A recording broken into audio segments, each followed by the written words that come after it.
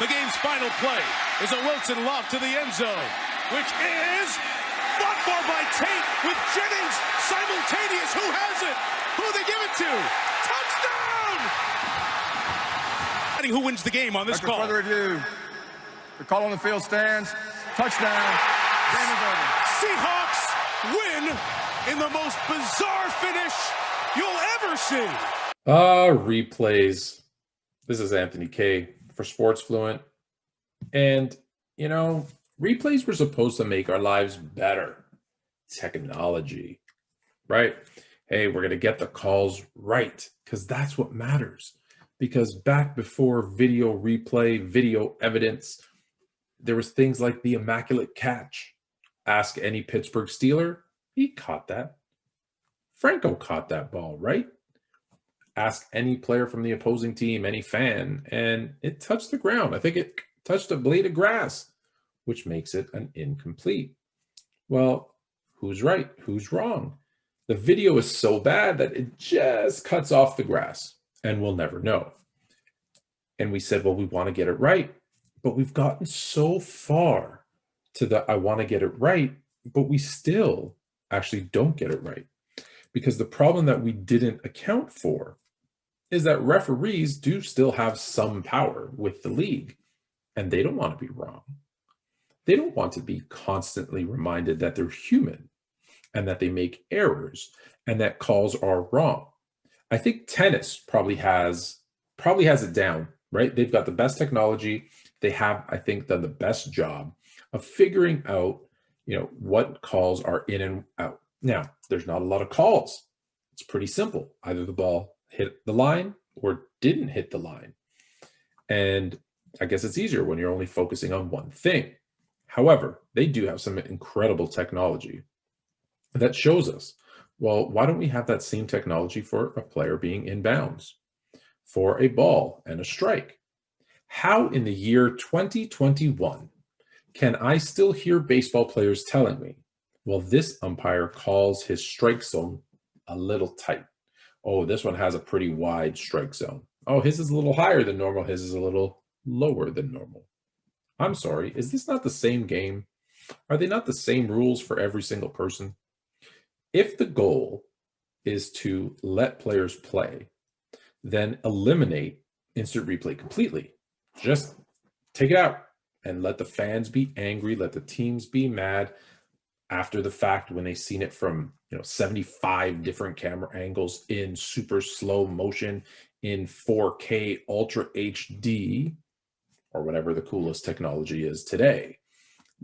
Go ahead and second guess. Or if you actually want to get replay right, don't make it about a challenge, right? Just think about the name that we call it, a challenge. So is that a positive or a negative? Well, typically, if I challenge you to something, it's normally not good, right? I challenge you to a race. Well, why? Because I think I'm faster than you are. I challenge you to a game of basketball, a little one-on-one, because I think I can beat you. I challenge you, now I'm going old school. I challenge you to a duel.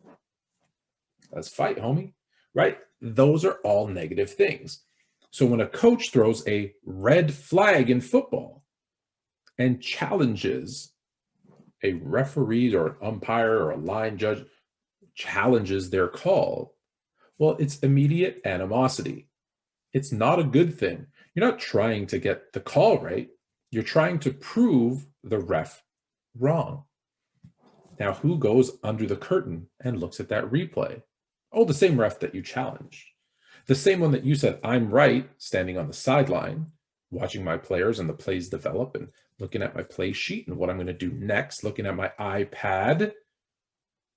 I'm challenging you, whose sole purpose in life at that given moment is to watch this game, watch that play, and make sure that you see if it was a catch, if they were out of bounds, if they were offside, if there was holding.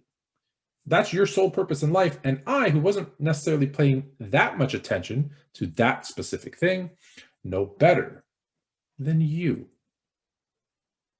How do you think that's going to go over? Do me a favor. Go find anyone, spouse, child, parent.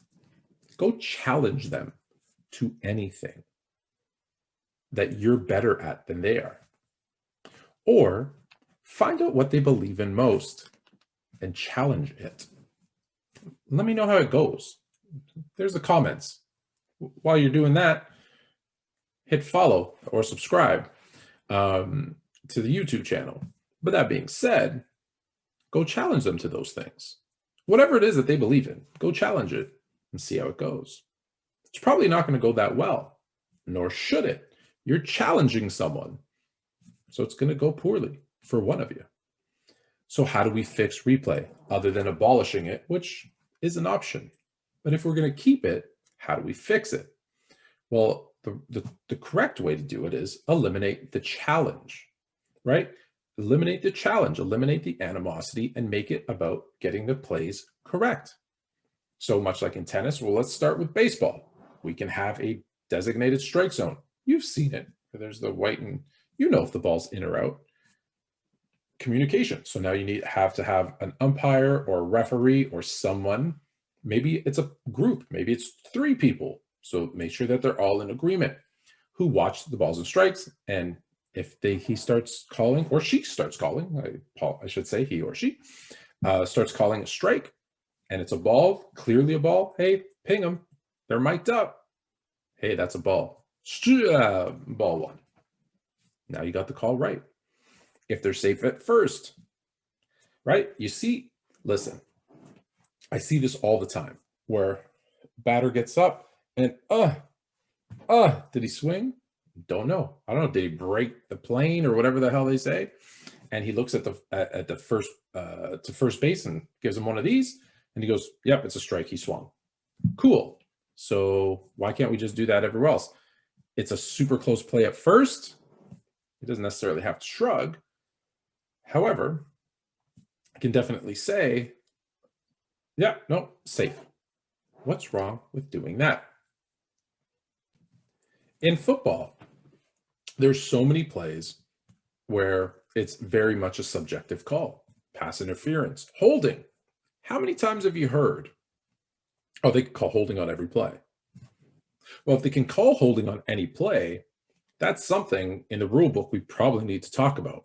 And we will in a future episode of Sports Fluent. But for this episode, we're only talking about the replay.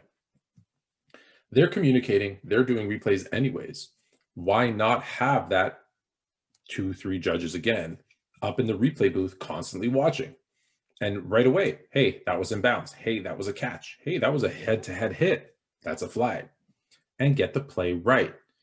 If you're more concerned with getting the play right, if that's really your end goal, billions of dollars in the NFL.